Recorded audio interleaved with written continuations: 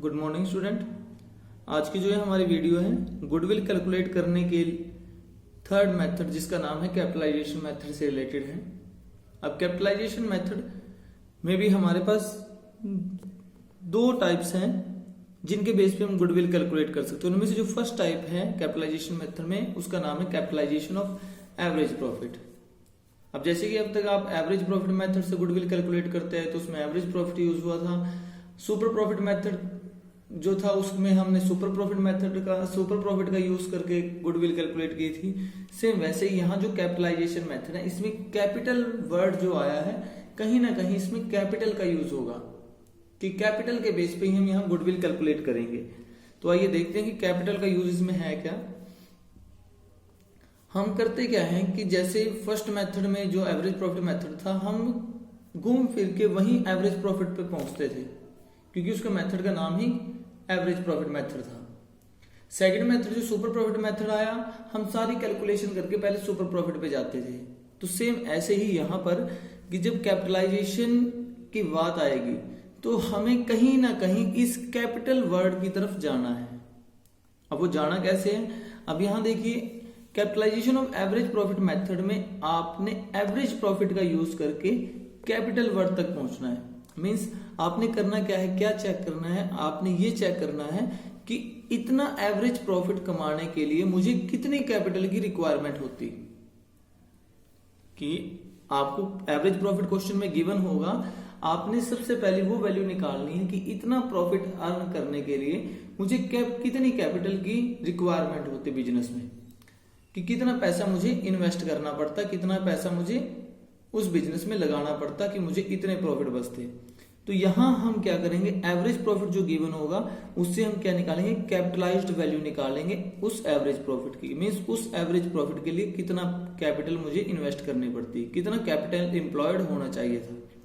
और ये कैसे निकलता है, हम क्या करेंगे, एवरेज प्रॉफिट को मल्टीप्लाई करेंगे 10 bye normal rate of return से। अब ये फॉर्मूला कैसे बना ये आपको भी पता है कि अब जैसे अगर मैं आपको ये कहूं कि एक बिजनेस में 10% नॉर्मल रेट ऑफ रिटर्न रहता है तो 10% नॉर्मल रेट ऑफ रिटर्न का मीनिंग क्या है कि आपको 10 रुपीज तब बचेंगे जब आप 100 रुपीज लगाओगे उस बिजनेस में। तो सेम आपको normal rate of return given होगी कि 10% बचता है और आपको ये कहा हुआ होगा कि इस साल इतना एवरेज प्रॉफिट हुआ है या इतना प्रॉफिट हमें हुआ है। तो आप निकाल सकते हो कि 10% रेट ऑफ रिटर्न होने का मतलब है कि 10 रुपए तब बचेंगे जब 100 रुपए लगाएंगे। और फिर अगर मैं आपको कह दूं कि 60,000 अगर मुझे पैसे बचाने हैं तो कितनी कैपिटल लगानी होगी, तो आपके लिए इजी है कि कैसे वो निकलेगी। तो वो कैसे निकलेगी, आपने एवरेज प्रॉफिट को मल्टीप्लाई करना है 100 bye normal rate of return से। ये वैल्यू आ जाएगी हमारी capitalised value of average profit. Means इसका यूज करके हमें पता लग गया कि इतना एवरेज प्रॉफिट कमाने के लिए हमें इतनी कैपिटल की रिक्वायरमेंट होती। फिर हम ये देखेंगे कि एक्चुअल में हमने कितनी कैपिटल लगाई। हमें इतना तो पता है कि इतना एवरेज प्रॉफिट कमाने के लिए इतनी कैपिटल की रिक्वायरमेंट होती।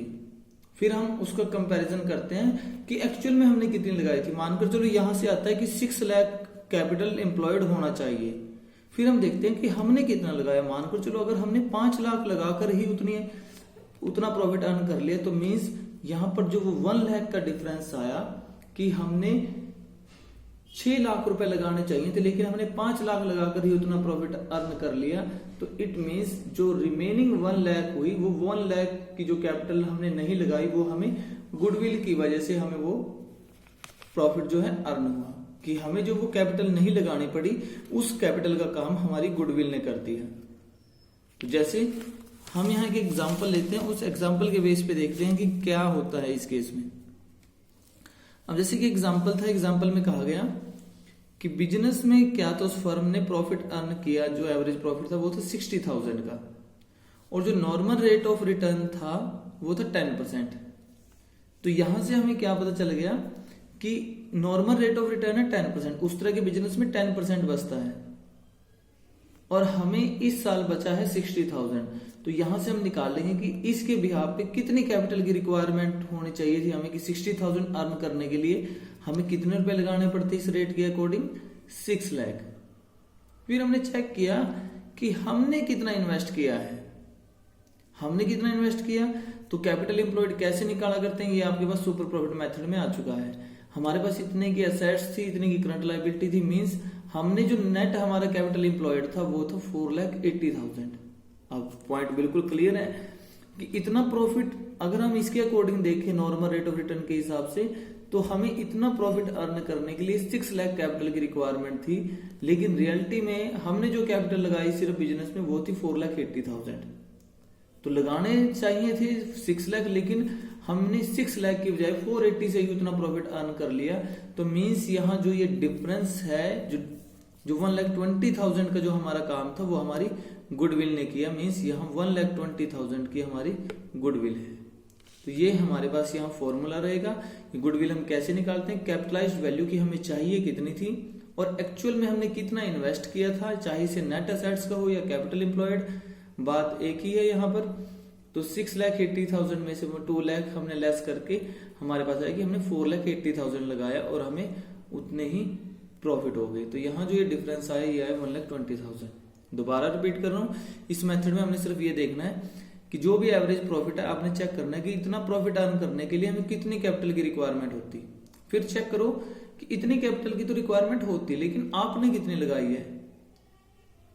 तो इस केस में क्या है कि इतनी कैपिटल की रिक्वायरमेंट थी, लेकिन आपने इतने सी ही लगा के वो सेम प्रॉफिट अर्न कर लिया। तो मीन्स जो कैपिटल आपने नहीं लगाई, मीन्स आप उसकी जरूरत आपको नहीं पड़ी, उसका काम हमारी आपकी गुडविल नहीं कर दिया, आपकी फर्म की गुडविल ने कर दिया। तो मीन्स यहाँ ये वैल्यू आपकी गुडविल की रहेगी। तो ये आपका मेथड था capitalization of average profit method. तो चलिए नेक्स्ट मेथड की बात करते हैं, जिसका नाम है हमारे पास capitalization of super profit method.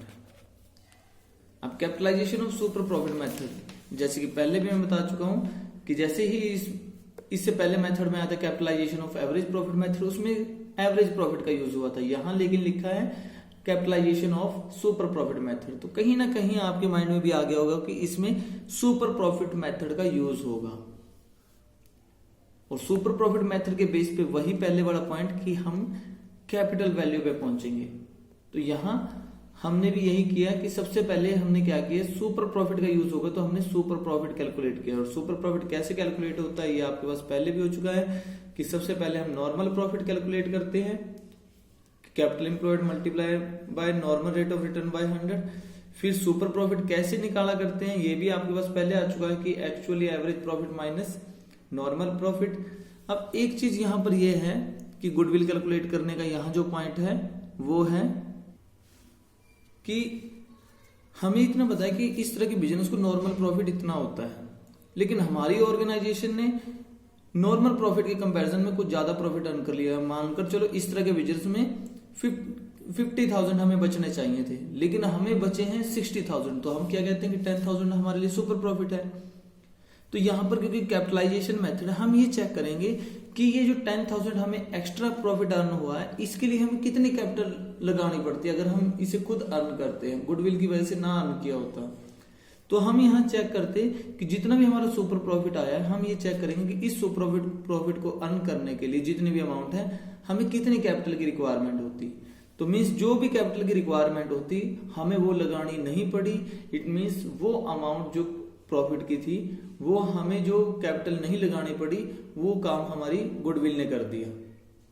तो मीन्स यहाँ पर हमें करना क्या है, गुडविल कैसे निकलेगी, जो सुपर प्रॉफिट हमें हुआ है हम उसी कैपिटलाइज्ड वैल्यू कैलकुलेट कर लेंगे और वही जो कैपिटलाइज्ड वैल्यू होगी वही हमारी गुडविल होगी। तो चलिए इसको भी एक एग्जांपल की हेल्प से देखते हैं। जैसे हमारे पास फॉर एग्जांपल एवरेज प्रॉफिट था किसी फर्म में 1 लाख का। उस फर्म में जिस डेट को वैल्यूएशन की गई गुडविल की, उस डेट को उसके पास असेट्स थी 10 लाख की, external liability means current liability ही मान लो इसको यहाँ पर कि वो थी 1,80,000 की, और नॉर्मल रेट ऑफ रिटर्न था हमारा 10%। तो यहां पर हमने क्या किया, सेम वही, क्योंकि हमने यहाँ पर गुडविल कैलकुलेट करनी थी सुपर प्रॉफिट मेथड का यूज करके, capitalization of super profit method का यूज करके। तो सबसे पहले हम सुपर प्रॉफिट पे गए। हमने यहां से चेक किया हमारी कैपिटल एम्प्लॉयड जो है वो है 8,20,000 की और नॉर्मल रेट ऑफ रिटर्न है 10%। तो मीन्स हमारे पास यहां से क्या आया कि नॉर्मल प्रॉफिट होता है 82,000। लेकिन हमारी ऑर्गेनाइजेशन ने कितना अर्न किया, वो किया 1 लाख। इट मीन्स हमारे जो सुपर प्रॉफिट हुए वो हुए 18,000 के। तो अब हमने करना क्या है, हमने ये चेक करना है कि इतना प्रॉफिट अर्न करने के जो हमें सुपर प्रॉफिट हुआ कि 18,000 जो है हमने एक्स्ट्रा कमाया, ये जो एक्स्ट्रा हमने एक्सेस प्रॉफिट कमाया, इसको कमाने के लिए हमें कितनी कैपिटल की रिक्वायरमेंट होती, तो हम यहाँ वो कैलकुलेट करेंगे और उसको कैलकुलेट करने का फॉर्मूला वही super profit multiply by 100 bye normal rate of return.